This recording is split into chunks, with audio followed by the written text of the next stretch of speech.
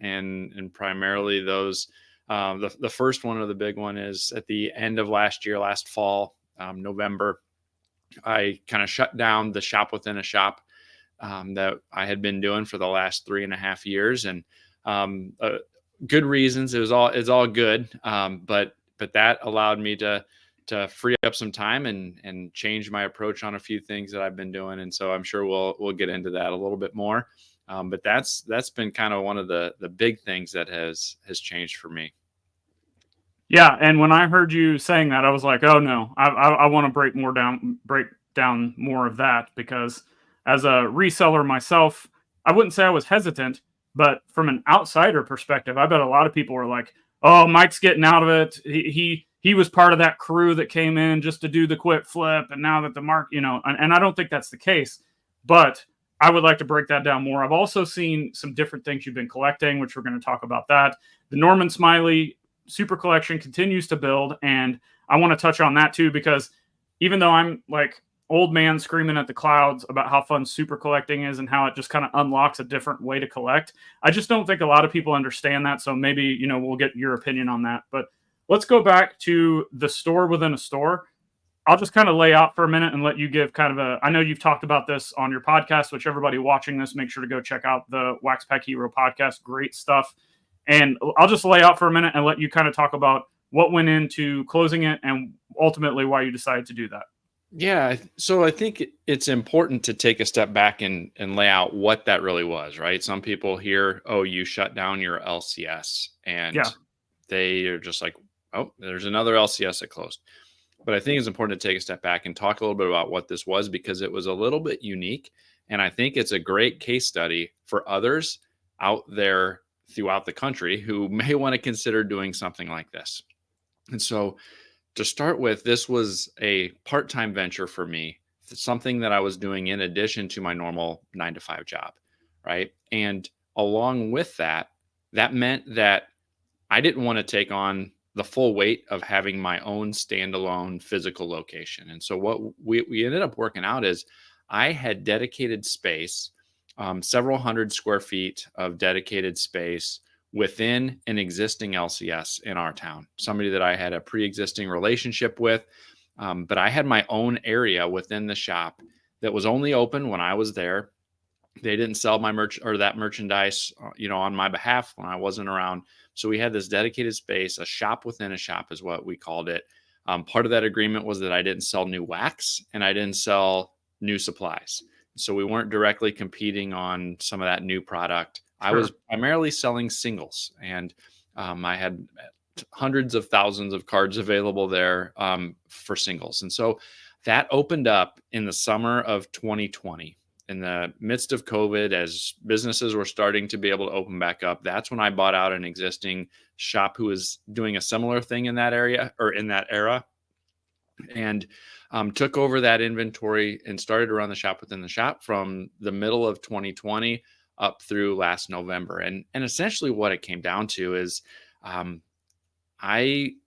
meant I was doing something pretty much 7 days a week. My day job Monday through Friday, and then I was in the card shop on Saturday and Sunday afternoons. And so for 3.5 years, pretty much 7 days a week, I was going, in addition to the stuff I was selling online, the blog, the podcast, and all of the content that I was creating.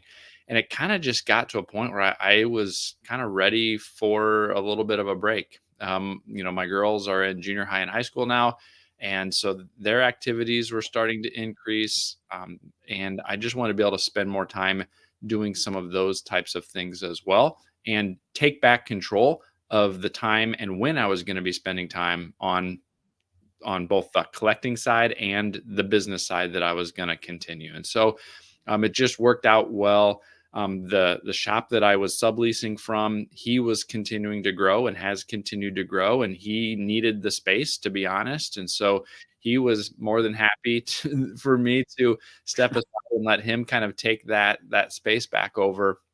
And so it was financially, it was a super successful 3.5 years. It taught me that I would be able to do it. I learned a ton of skills when it comes to negotiating and acquiring inventory and all of the things that go with having a physical shop. But it also kind of showed that I don't know that I would want to rely on that full time, having a physical shop full time. I really enjoyed the flexibility that comes from selling online. And so I've kind of pivoted my business back to selling online as that primary source of selling. And so I'm back to selling online. I'm back to blogging more, and the podcast is still going. Yep. So it was a great 3.5 years, had a lot of fun, made some money. But now for the last few months, I've had my weekends back, and it's been enjoyable to do that as well. I think that's a major thing that I want to talk about is the value of time, because I think different people are going to have different perspectives on that, and it reflects in the hobby.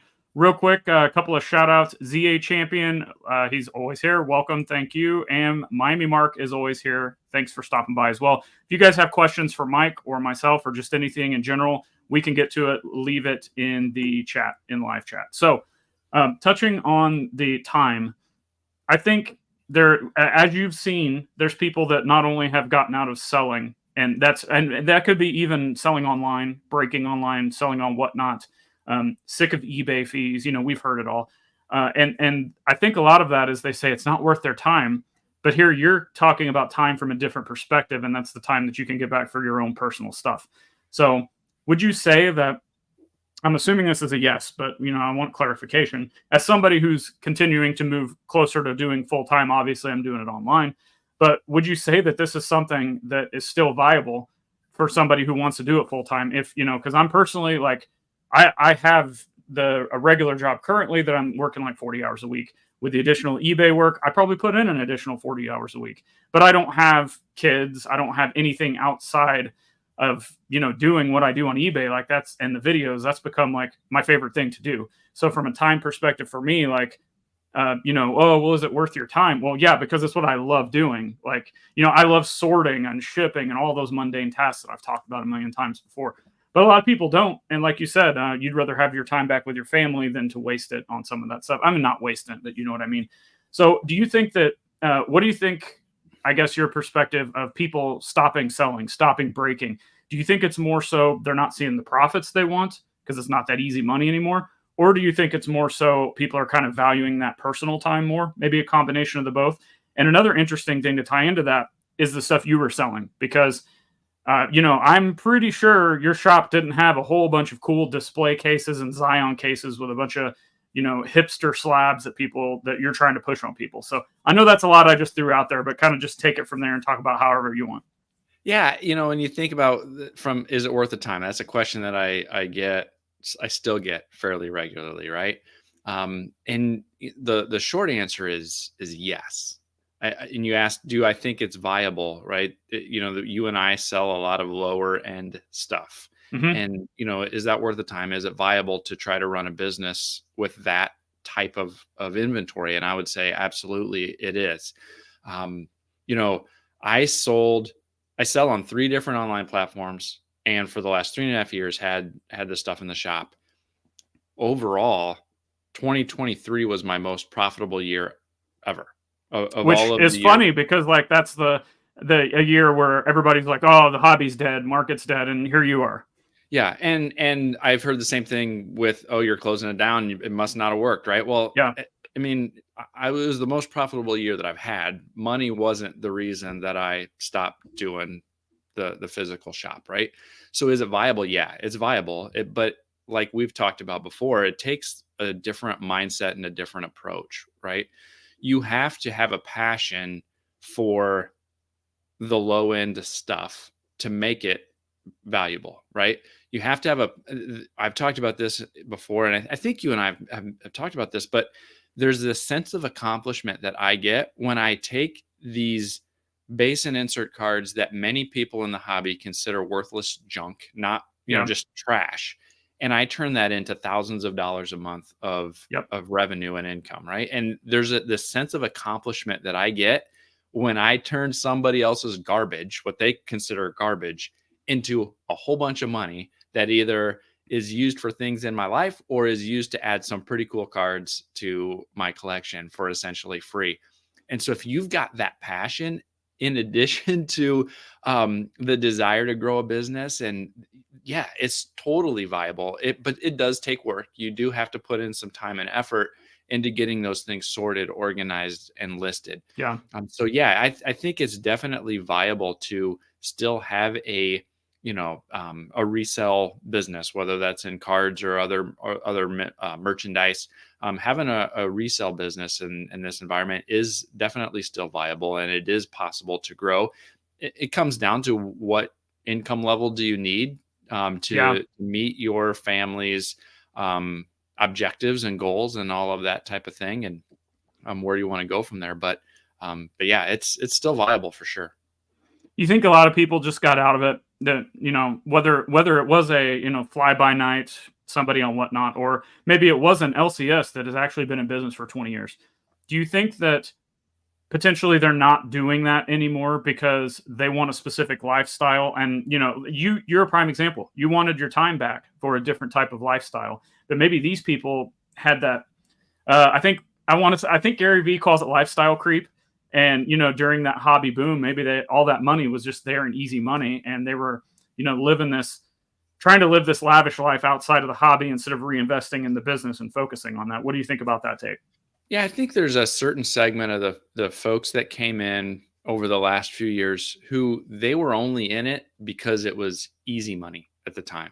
I mean, there's a couple year period there that no matter what you bought, whatever sport, non-sport, entertainment card, whatever it was, no matter what you bought, it went up in value within weeks or months, right? Yep. Like you didn't have to have any level of intelligence at all to make money in the hobby for a good couple of years. There was no strategy. You just bought and then sold it for more. Like it was. Well, and that happened in the middle of COVID, which people were at home, right? So Yep. they had that time. But now that we've kind of, in my opinion, now that we've kind of returned to the semi-normal world, a lot of people are working jobs, spending time with their families, going and doing things. That time's not there anymore. Yeah, I think you've got a little bit of that. I think once it stopped being easy money, you lost some people who were only in it for easy money, right? And that's worked out to our favor in some Yeah. situations, right? I mean, we don't have complaints about bots scooping up sealed wax and all of these things as soon as it hits online retailers' websites Right. anymore, because you can't scoop it up and resell it for instant profit like you could, for so long. And so that's been a positive thing that's come. But yeah, I think once it got a little bit more challenging, once you had to put in a little more work, once you had to apply a little more strategy to your business, we saw some of these resellers start to go away. And I'm still reselling a ton. It's just online. I've got a huge CompC store. I've got a huge Sport Lots inventory, and I've got a growing eBay store inventory as well. And so I've just kind of pivoted a lot of what I was doing from that physical shop to online, but I'm able to do that during a time of day, during certain windows of the morning or the evening that fit better with me still being able to do all of these other things with my family, on those weekend hours. Yeah, it's like the perfect storm of, having time to kind of tinker with your own PC, sell the stuff that you don't want, buy collections, deal with that, and then, and then keep your family life separate and continuing to work. So, I mean, it sounds like you've got it kind of dialed in. One comment here, we were talking about Chuckster. He's in the house. Chuckster, welcome. Chuckster says, I need and appreciate low-end sellers like you guys. As a set collector, I can afford to fill in holes in my collection.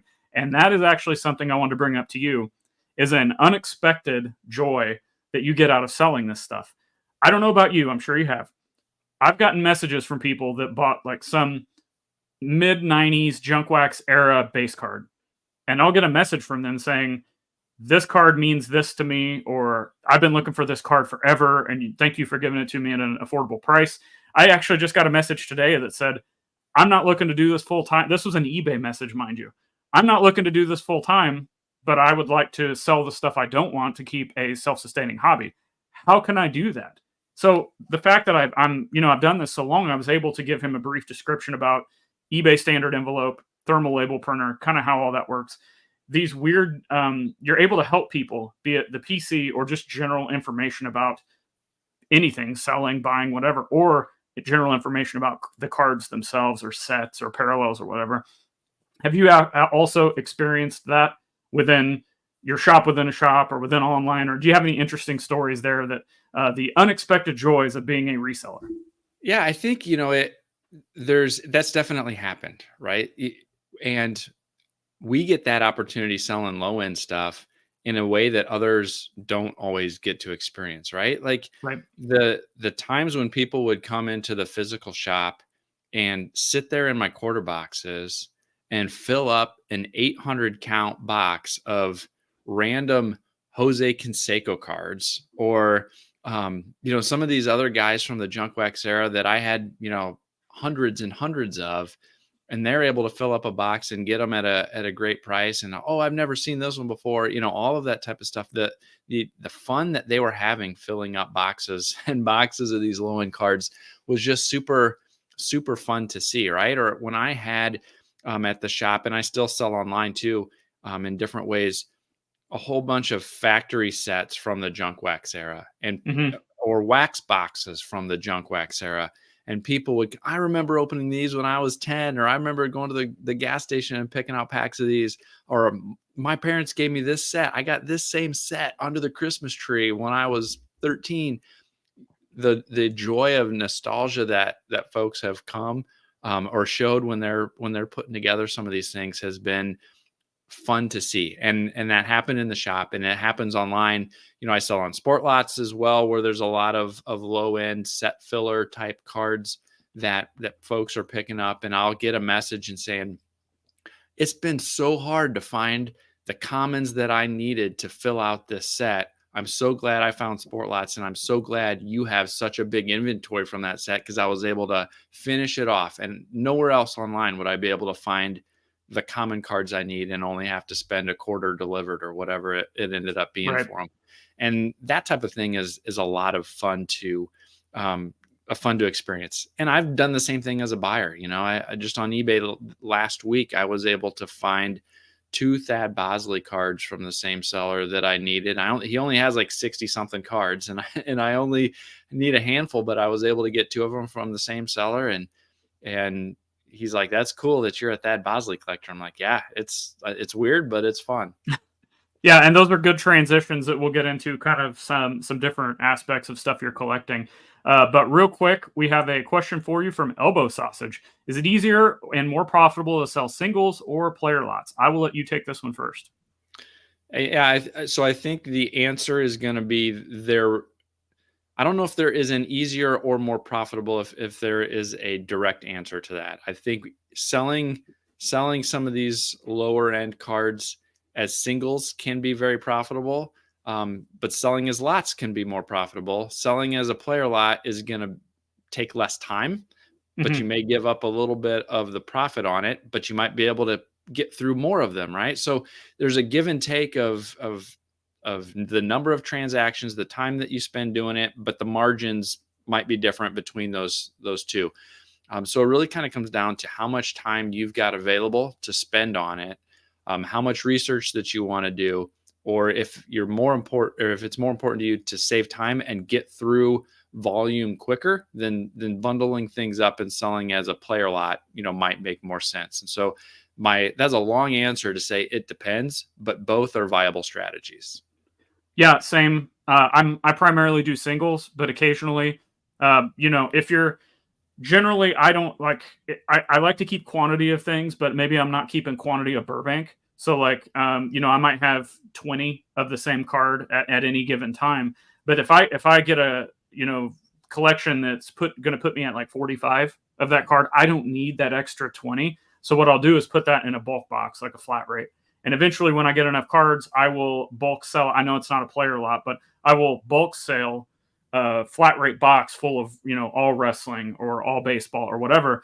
And I end up maybe making a little bit on that, but that is to kind of clear that inventory out, like you were saying, so I can get more room to get more stuff in. So I'm with you. I think it depends. It just depends on different aspects of the way you want to go about selling, whether it's the volume or trying to get those margins any certain way. So, and he says, thanks. So there you go. If you guys got a comment or a question, let us know in the chat. So let's move on to your wrestling PC stuff. Two different things I want to touch on today, which is probably why everybody's here in the first place.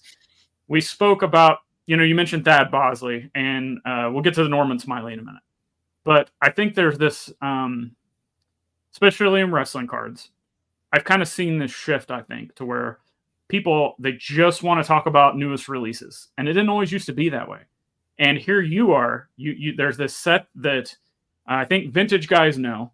And I think more of the newer collectors may come in and say, Mike, why would you want to collect these things? They're stupid. They're not numbered. They're not shiny. Why would you want to do this? And it just goes to show you, like the people who are buying from your Sport Lots page, they're still looking for stuff that brings them joy, and they don't care about these new releases or whatever. So I'm going to, once again, kind of lay out and let you talk about these WWF 3D cards that you've been putting together. And I believe you have the whole set or close to it. I've got about half the set. Okay. Yeah. Yep. I really kind of owe some of this to you and some of our early conversations that we first had. You turned me on to the Carnation cards, that came out in the 80s. And as I kind of explored other kind of weird oddball type stuff from that era, the 3D cards from Topps, they were essentially just a test issue. They were another one that stood out to me as being something different and something unique. There was a baseball version of that product that I had in the shop. I'd even had some packs of them in the shop. And when I saw that there was a wrestling version as well, with a ton of the guys that I grew up watching, that fit right into that window of wrestling that I was more passionate about, that I had more nostalgia when I look back at that era of wrestling. And then I found out how hard and difficult these Topps 3D cards were to track down and to find. That just made them even more interesting, right? Like, I'm a firm believer that scarcity can add to the appeal of a collection, but cards like these 3D cards, they're truly scarce. They're truly scarce because not that many were made. They weren't scarce because some manufacturer decided to make them a slightly different color and slap a serial number on there, with just kind of is fake scarcity, right? There's nothing different about it other than they put a serial number on it and change the color. These are actually really scarce. There's not that many of them that are out there and were ever out there.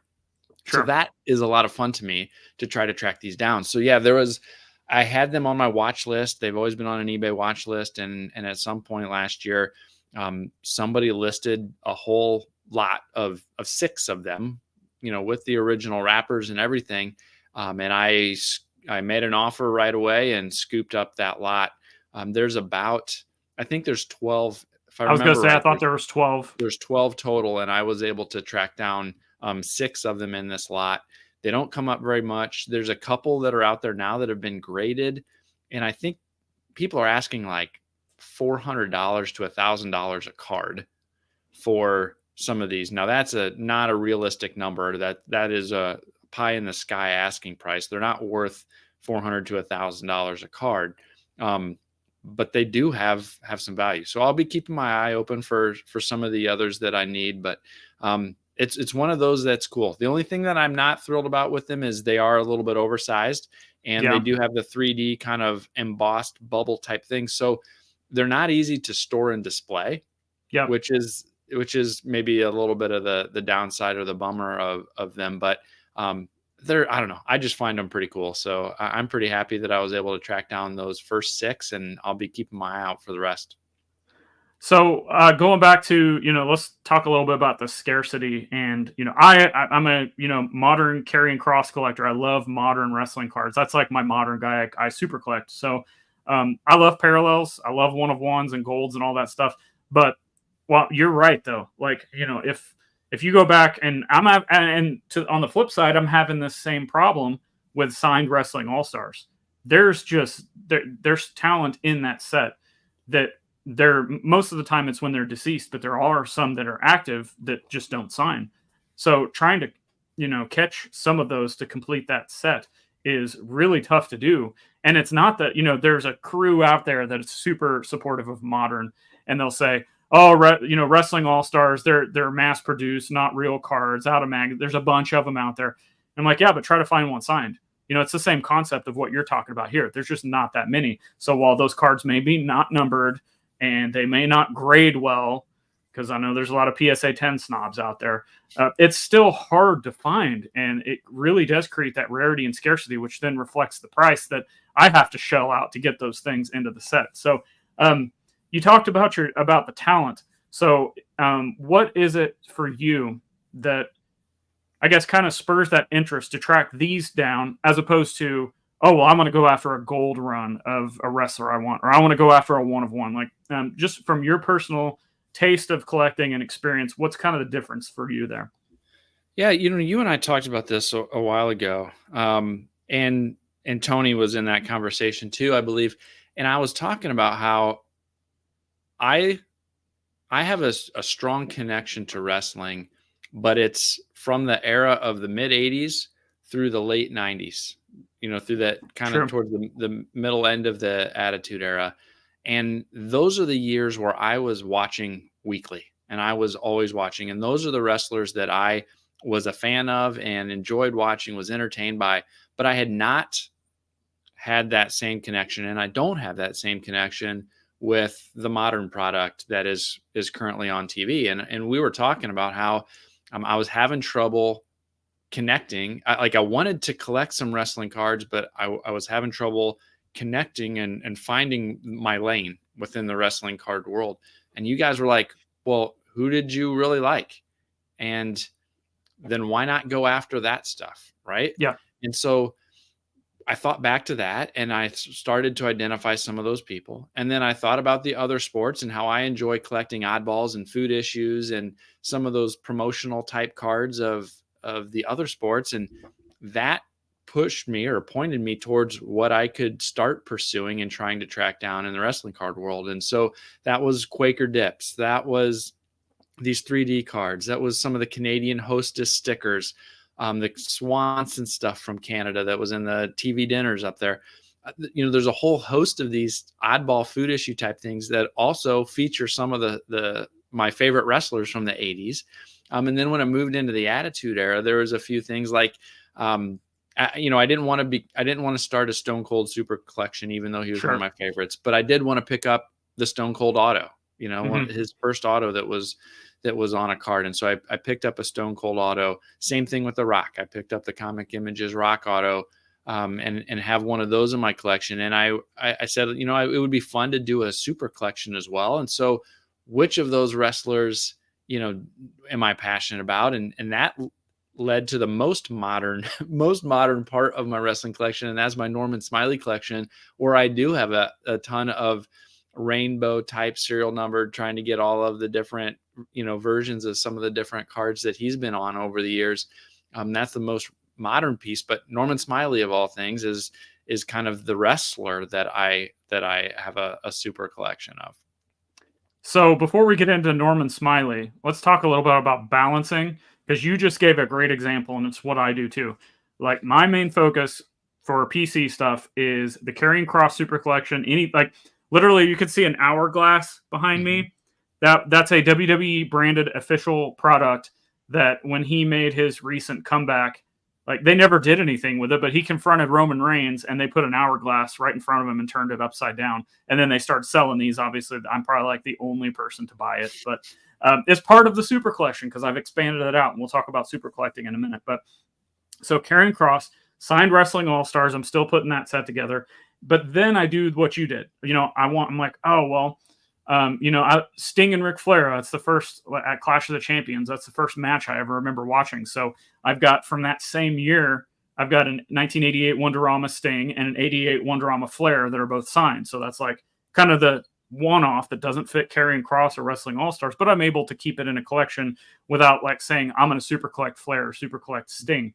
What has been has super collecting, before we talk about it, has it kind of put more focus to allow you to add those, not entire sets, but those one-off pieces that you talked about?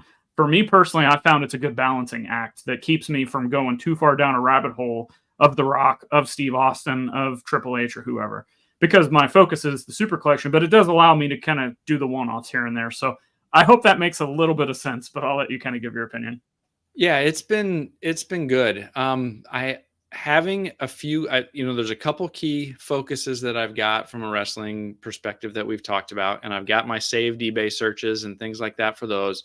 There's a few other entertainment and non-sports ones. Stranger Things. I'm a big Stranger Things collector. I'm trying to track down, a copy of all of the 2018 Stranger Things. I've got the set, the inserts, all of that stuff. Now I still have a few of the autos that I don't have yet, right? But I've got those save searches set. From a baseball perspective, I'm building some vintage sets, but I'm narrowed in or have a pretty narrow focus on the couple of those sets that I'm working through. And so I've got that defined list of things that I'm searching for, and I've been able to kind of stick with that as things come up, and it's helped, like you said, keep me from getting distracted on the other things, which has been good because a lot of the things that I'm still needing are not cheap things.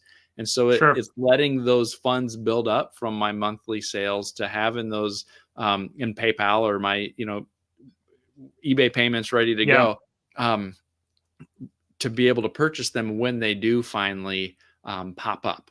And I haven't, drained that PayPal account on something that I'm not really quite as interested in, but, was distracted by.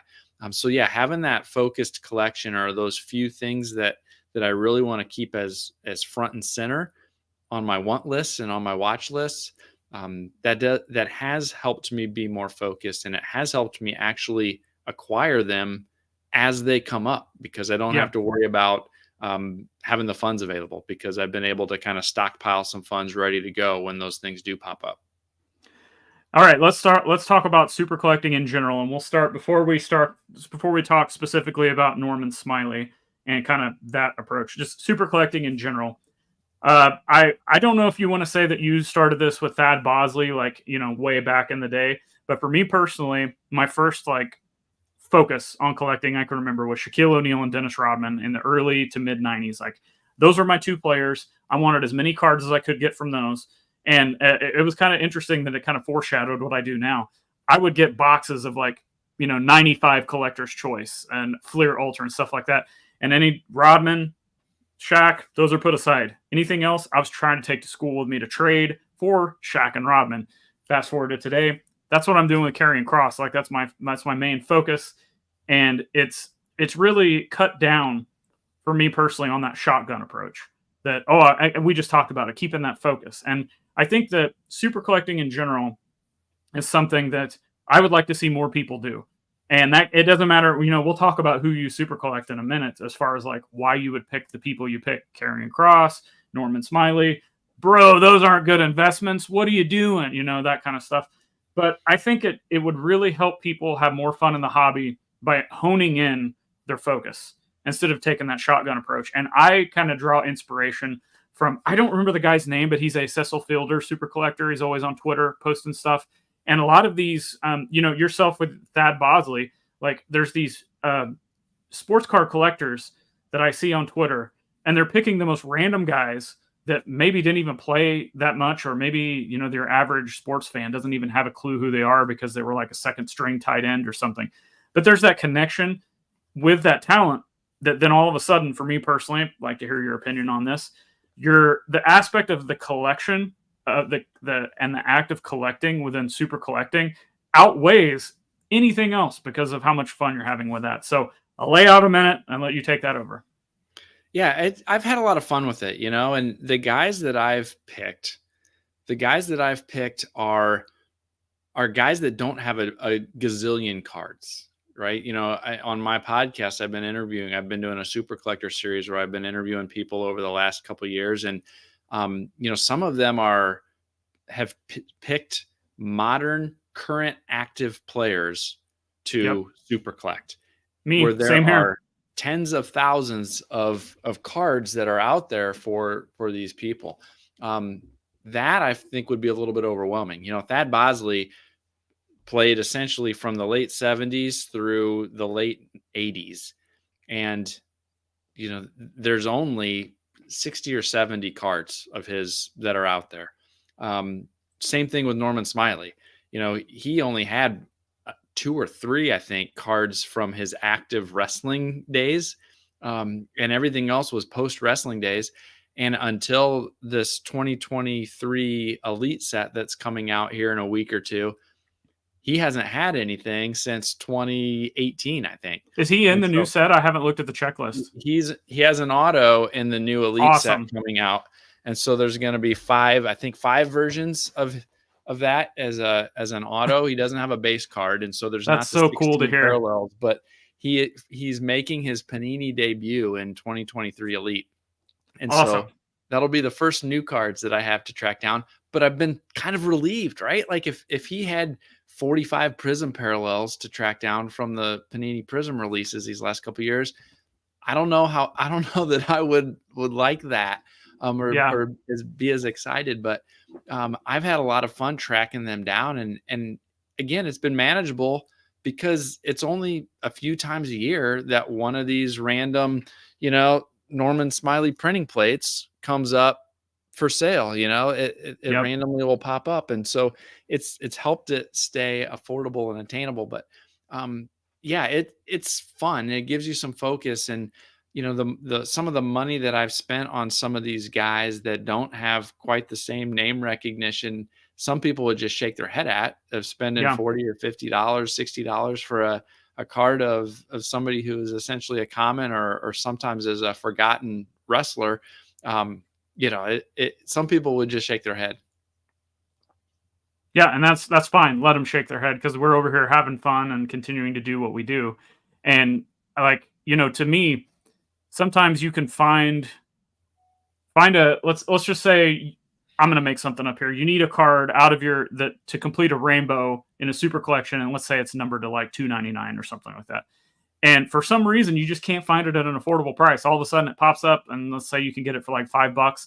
That $5 you spent on that one card to complete that rainbow or add to that PC because you don't have it, like the joy that you get out of something like that to add to a super collection it outweighs, to me, like, getting a card back that grades a PSA 10. You're like, oh, okay, well, that's probably going to sell for more. Cool.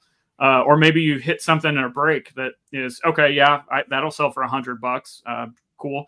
But that $5 that you spend on that one card to go into that collection, for me personally, a lot of times brings me more joy than any of that stuff. Is that same for you? Oh yeah. Like this last week, it's in the mail right now. There was, I think I'm down to only needing 3 or 4 Thad Bosley cards to have every card of his that's been made. That's awesome. And one of those that I need was a random like stadium giveaway when he was a coach for the Oakland A's. That was like the Oakland Plumbers Union, Oakland A's team set or something like that. And so you can't find those. They never come up. And so one came up, and I think I paid $10 just for the Thad Bosley coach's card, or the coach's card that he was on. But I was happy to do it. I'm like, this never comes up. I'm happy to pay $10 for this card because it's the only one that I've ever seen, and I don't know when I'll see another one. And, the same thing with the Smiley collection. I don't know. I think there's only 3 cards that I need that aren't one of ones. I get the one-on-ones when I can, but there's a 2017 Legends Blue parallel out of 50 that I've never seen one come up. Isn't that crazy? Something numbered to 50 and you've never seen it? And there's another 2017 kind of flagship blue parallel that's numbered to, I think that one's numbered to 99 or numbered to 50 as well. And I've never seen that one come up. And that's, another relatively high serial number. Never seen those come up. But when they do, I mean, all of the other ones, they sell for a few bucks a piece. And I'm sure, if that one came up, I'd probably pay more than I should just to add it to the collection, because I'm trying to get them all. Now, I don't do kind of like your approach. I think with cross, you get as many crosses as you can have, or as you can find. Duplicates or not, you'll take them. I've still kind of approach it with, I only need one of each of the different versions of these that I've gone after. And so I haven't gone to that method of super collecting where you take anything and everything and just acquire boxes and boxes full, even if they're all duplicates. But I have had a lot of fun trying to get at least one of every card that that these folks have had put out. Isn't it interesting? All these products you're finding that are numbered to 99 or 50, and they just don't pop up, or base cards that, like the stadium giveaway just doesn't pop up, but it was something that like, it's just I think a hobby misconception that a lot of more newer collectors that are just buying the modern products, like, oh, it's out of $2.99, it's not even worth having. I'm like, well, sometimes you just can't find these things. Before we touch on more of this, we got a question for you. Mike, did you sell wrestling in your store or online? And if so, what insights do you have on selling those singles? Yeah, I had both. I had wrestling both in the store as well as online. In our area here in Central Illinois, I had some success with the wrestling cards that I had at the physical shop, but I have more success selling it online. Sport Lots is one of the places that I sell a decent amount of wrestling, and part of that is because there aren't as many sellers on that platform that have wrestling listed, and so I'm one of the few stores that has a decent amount of wrestling that is listed on there, and so I do pretty good selling basin inserts, wrestling basin inserts on Sport Lots. I do sell some singles on eBay as well. When I'm digging through value boxes and things, it shows, I'll pick up some of the lower serial numbered type stuff, and that I'll put out on eBay and get it listed out there. And so I do sell some singles on eBay as well. But, I don't know that I have anything unique or a different insight of selling wrestling other than the way that I approach selling all of the other cards that I'm selling. But like anything, if you've got something up there that not very many people do, that's going to be an advantage. Well, there you go, Miami Mark. Thanks for the question. Hopefully that helps.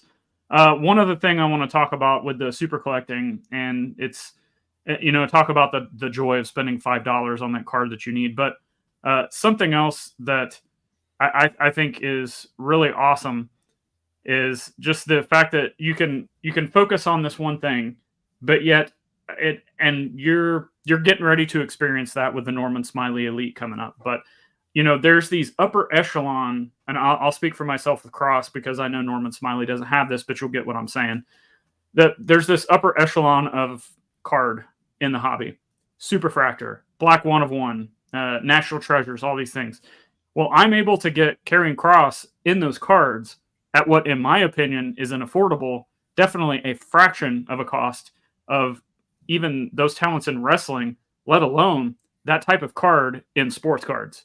I think I paid $200 or $300 for the Prism Black One of One for Cross's first Prism card. If you go look into even second and third rate players in basketball or football with Prism Black, good luck paying a couple $100 for that. So I would like, and I know you're getting ready to experience that with Panini, but I know you've experienced that with what you just showed off, like a one of one printing plate. If somebody's just collecting 80s wrestling, you can't really say that. So what has been the, like, being able to experience kind of a wide range of, I would say, popular hobby mainstays as far as like one of ones and autos that are certified. And, I can't remember if you have the WCW Norman Smiley auto, but that set is like, wrestling lore at this point. Mm-hmm. So how has being able to experience all of these different aspects of important wrestling cards within the history of wrestling and doing that at an affordable price because you decided to super collect somebody that's not The Rock or Steve Austin or Roman Reigns or whoever? Yeah. So I do have that WCW Smiley awesome. auto. That was one that I was able to track down. But yeah, like you said, I do have, while there's almost solely one of ones that I still need for the Smiley collection, I have been able to track down a good number of other one of ones, out of 10s, out of 5s, and those types of things. And yeah, some of those I was able to get for, getting an autographed printing plate for $25. There you go. It is fantastic, and I will do that any day of the week, right? And so yeah, with what he does have out, there are still a lot of low serial numbered, harder to find things that if it was, somebody else, it would be a much tougher set to accomplish, right? But there's still that I've got an almost entire rainbow of some of these things, and that's just kind of neat in of itself. And so and I'm in that middle ground where I like things to be a little bit of a challenge, but I don't want them to necessarily be impossible. Sure. And so I enjoy some of those things, but the one of ones can get a little frustrating sometimes because there is that one of one, and I may or may not be able to get it. There's a guy out there that has the full rainbow of, I think it's the 2018 Topps Legends Norman Smiley print plate autograph rainbow. And we've chatted a little bit back and forth, but he's not all that keen on selling it. And I don't know if I'll ever get it, but it sure would be nice to pick up the whole rainbow all at once. But it's a little bit out of my control. I may or may not ever be able to get those. I don't know. Or some of the stuff that I still need, some of those one of ones or plates, they might still be in a pack someplace. Yeah. They may not even have been opened yet. And so there's a little bit of that frustration that comes from that, but it is neat when you're collecting some of these guys that aren't all that popular compared to the big superstars, that you can get them super cheap and super affordable, but you can still kind of have that sense of accomplishment of putting together a rainbow or putting together their full run from a particular set or year. Yeah, and it's also interesting to see other people's collections. Like, it's cool when you're posting new Norman Smiley stuff. Like, I'm rooting for you. I love Norman Smiley. It's cool to see it.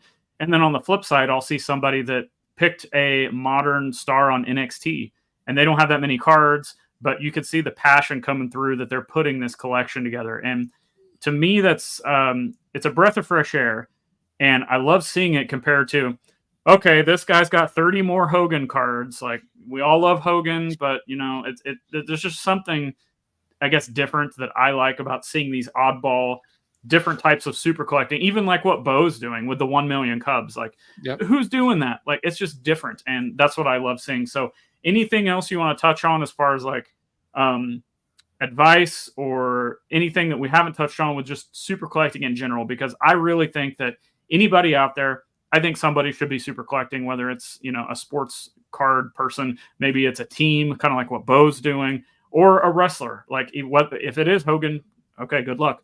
But, maybe it is, I don't know, Doink the Clown or something, like something that you can kind of, you have an attachment to, you have a joy with, but it just kind of unlocks this whole new wave of collecting for me. So I'll lay out and let you kind of get the final words on super collecting. Yeah, I think what you just said, it was what I was going to reiterate. I think the reason that I enjoy my Smiley collection so much is because of the memories that I have sitting around with my friends in college and during the summers in between the years of college, watching the Monday Night Wars and cheering for Norman Smiley when he came on, because it was one of the funniest things that we thought. The way that they had him booked, the people that he was going against, and calling him the master of submission moves and all this stuff, but he lost half the time, and that he was out there. Like, we just had so much fun watching him wrestle in the midst of all of that stuff going on. Those memories are the reason that I enjoy my Smiley collection. And so if you're thinking about doing that, find somebody that you have fond memories of, that you just, it brings back or takes you back to a time where you are having a ton of fun, whatever it is, have that nostalgic connection to them, because that's what's going to help you enjoy that process even more. The people that I have talked to through some of these super collector conversations, or people who maybe lose some steam on that, is because they pick somebody because that was supposed to be the hot investment. And so they were going to try to super collect the hot investment, or they were this was the guy that everybody was talking about. So they're going to jump on board and try to do the same thing with that same person. But they didn't really have that same passion or connection to that wrestler or to that player.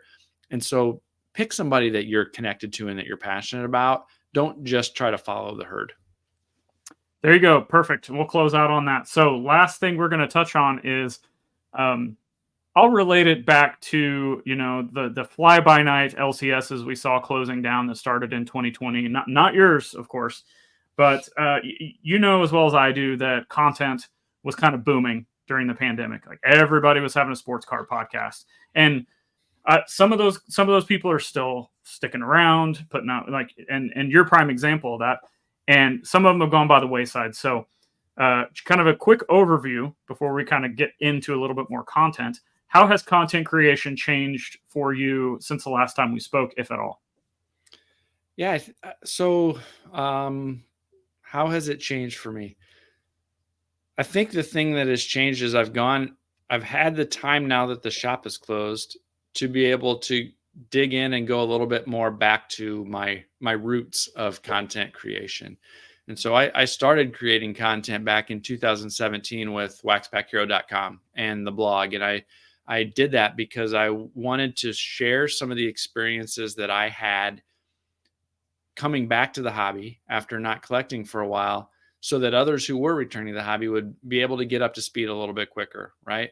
I wanted to share about some of the sets or the players or the cards that I was collecting, especially because of my focus on oddballs and some of the weird stuff out there that isn't available everywhere, or information about it isn't available everywhere. And so I wanted to write about that, so there'd be a resource for people who might want to look into the same thing. And so I started blogging back in 2017. And that's how I got my feet wet in creating content and sharing knowledge and helping educate and trying to give back a little bit to help others who are able to learn, who would be able to learn. And then eventually kind of moved into podcasting. And I've been having the podcast weekly. I don't think I've missed a week since I started in December of 2019. And so that's been consistent. But once I opened up the store, blogging went from 4 or 5 articles a month down to 1 a month, maybe sometimes 1 every 2 months.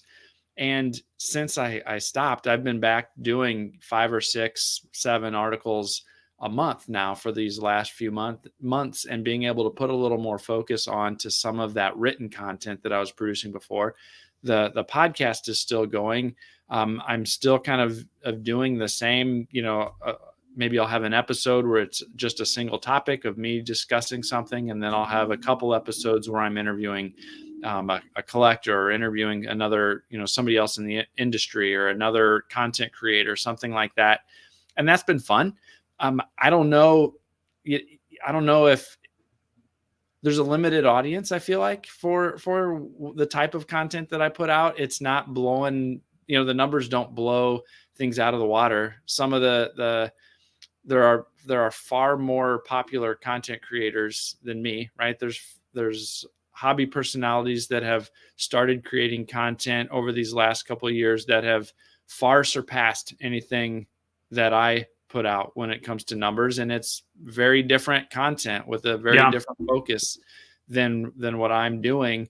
And it's resonating with a lot of people. And some of the stuff that I put out doesn't resonate with as many people, but it's true to who I am and what I'm passionate about and what I believe. So I've kind of stuck with some of the same styles of content that I've done this whole time. But it hasn't necessarily turned me into the most well-known or the biggest creator that's out there. And so I guess you can take that for what it is, but that's how things have gone for me in my kind of content creation journey from 2017 to today. Let's talk about the blog for a minute. People may be asking, Mike, it's 2024. What the heck are you doing with a blog?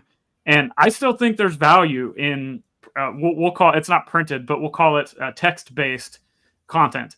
And the two examples I have is obviously your blog and Brett McGrath's email that he sends out that, periodically. And those are things that I'll either keep a tab open with your blog, and, I may not like be able to read every one of them as soon as they come out, but I have them.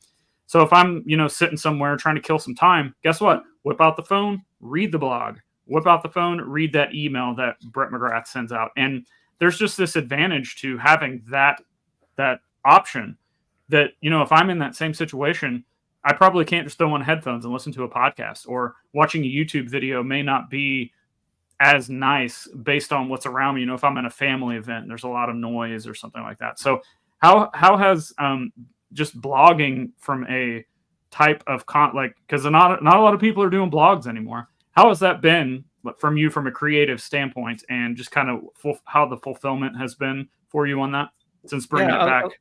A lot of what I'm sharing is I view it as reference material for the hobby, Yep. and tips and guides and tricks, right? So some of the most popular articles that I have are how to safely send cards in a PWE, right?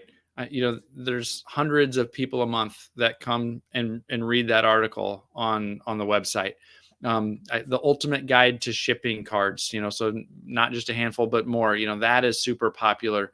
I have one of the segments of my site is a a first Bowman checklist. So people that collect baseball cards and baseball prospects, they can come to my first Bowman guide and do a search and find out what Bowman set had somebody's first Bowman card. And that's one of the most good tool. popular sites that I have. I've got the WWE Topps Living set because I enjoyed that, and so I've got stuff on that.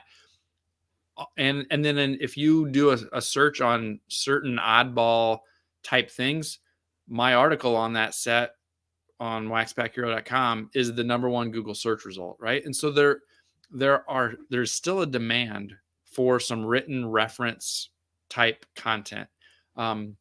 If you want to just show off your hits, if you want to show off your recent mail day and that type of thing, yeah, Twitter and Instagram and all of those types of social media platforms, that is a much more timely resource to be able to kind of show off a card or those types of things. But if you want to learn about a set, if you want to see kind of a checklist or reflect back on something like that, be able to have something to reference, the blog or the website there's still value to having content like that that's out there. And so I've seen successes. I've ramped it back up and I've started to create more. I've seen the traffic start to increase again to the blog. I enjoy having it there as a reference point, in the future, for people to look back on, and for me even to reflect back on, to say, what was I thinking about back in 2018?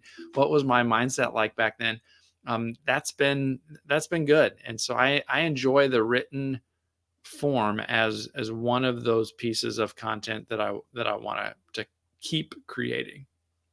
Something, as you were talking about, that I just thought of, and that could be the importance of having specifically the written, but you could just say this with content in general. For the longest time, a lot of like hobby stuff was on message boards, and that seems like that's kind of migrated into different forms of social media. But as we kind of see the message boards go away, sometime or websites go away, sometimes that information is lost to history.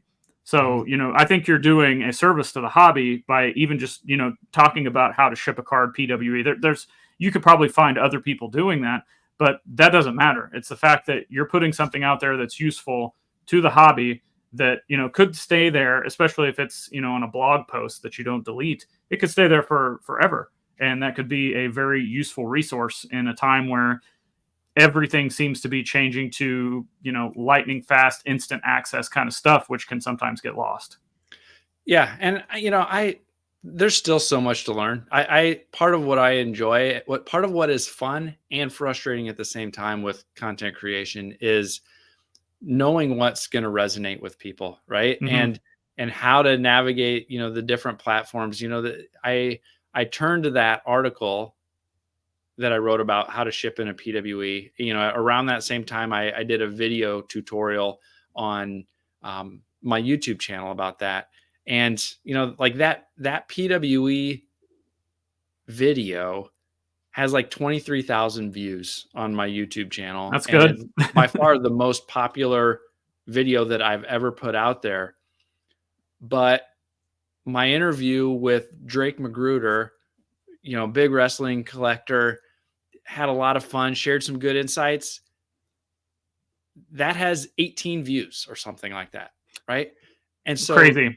Why, I don't know, why does that, why have 18 people watch that interview with one of the more well-known collectors in the hobby, 18 views, but my 5-minute video on how to ship in a PWE has 23,000. I don't know the answer to that. Right. Like, so, some of the stuff that I put out, like sometimes it feels like I'm just doing it for myself and 16 other people. But then every once in a while, you've got something out there that really resonates and takes off, and people find value in. So, I think, again, when it comes to content creation, you have to share about with things that you're passionate about, that you find valuable, and hope that others do too. But there's no guarantee that other people are going to care what you're doing. And so you've got to care yourself, and find enjoyment in the creation process. Yeah, and hopefully what you just said can be some good inspiration for anybody watching this live or watching this on the replay, of maybe they want to start a podcast or a blog or a YouTube channel or whatever it is. Maybe that, just keeping in mind that, sure, you're probably going to help people along the way, which you said something that'll be our last question here. But also, you're doing it for yourself, because I've always said it's a fun, creative outlet to do. And if you've got something you want to say, you can have your own platform now that what you say may resonate with other people. It may not, but the fact that you're, a person has the capability of doing that now for free or whatever is really cool, in my opinion. And that kind of leads me, as you were talking, to the last question of content creation. I actually didn't have this thought out, and as you're talking, like, light bulb went off. And that is the way that me and you approach reselling a lot of the lower end stuff. Occasionally, we'll get something big. I kind of think that's the same way with content. I feel like, obviously, we want to make money on ads or sponsorships or however we can, because that's a nice bonus. But the more I do this, the more I feel like it reflects a similar aspect of my sales, where I'm catering to a specific audience. But if I'm not catering to that audience, nobody else is going to. And that's, with the low end selling, that's kind of how I feel about this. I mean, go right now. You can go check out wrestling card content. There's not a lot of it out there. There's some, but not a lot. Like, so I feel like, if I don't do this, it's just going to, that information, whether it's got the 18 views, well, I have videos like that don't have very many views, but the views that I did get, maybe those select few people, it really helped them out in some way, shape, or form. So now that I've put that out there, do you kind of see the resemblance? Yeah, I think so. Right. And that's, I think back to when I first got started and nobody knew who I was, and no one paid any attention to those types of things. And gradually that audience grew over time. I think, and from a website perspective, it's been pretty consistent, right? And there's some good traction there. From a podcast perspective, I think there's definitely a rise and fall. And I was fortunate that I started a little bit, like only a few months, but a little bit before COVID. And I was able to also ride some of that popularity wave in the audience of the podcast, that didn't necessarily match, or is come back down, like we've seen with the overall popularity of cards. And there's so many people out there now, right, creating content, that you've seen that come down. But going back to what you kind of said there,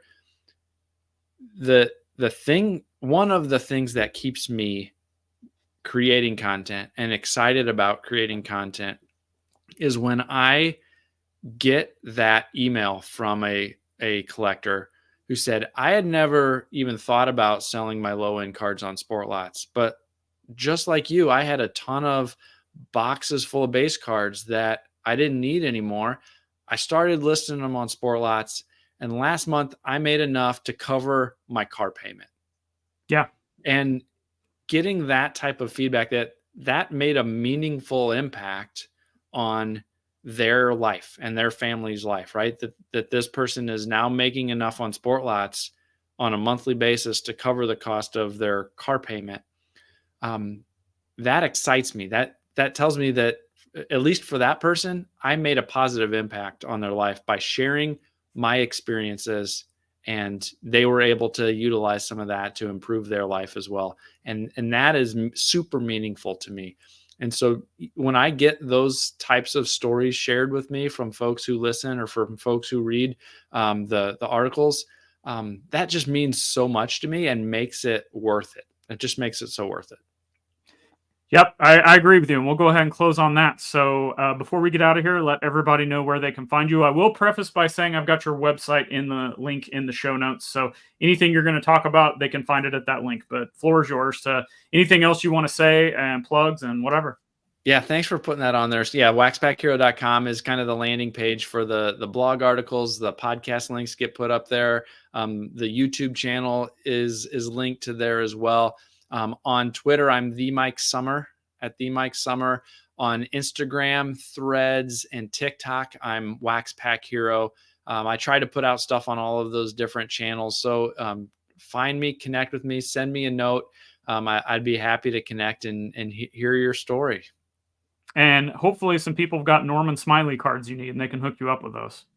That's right. Let me know if you've got any Norman Smileys, and hopefully I can fill in some of those remaining gaps. Or if you're going to be opening any Donruss Elite here in the coming weeks, and you get any of those Norman Smiley autos, look me up.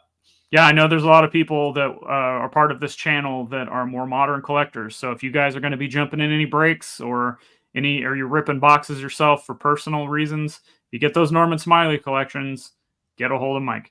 Thanks everybody for watching live. If you're watching on replay, let me know what you thought of the video. If you have any additional questions for Mike, you can leave those in the comments. Again, like we said, make sure to check the links in the show notes to Mike's website, as well as all the other ways that you can help show your support for this channel to keep these things going. Mike, good talking to you. Everybody, thanks for joining.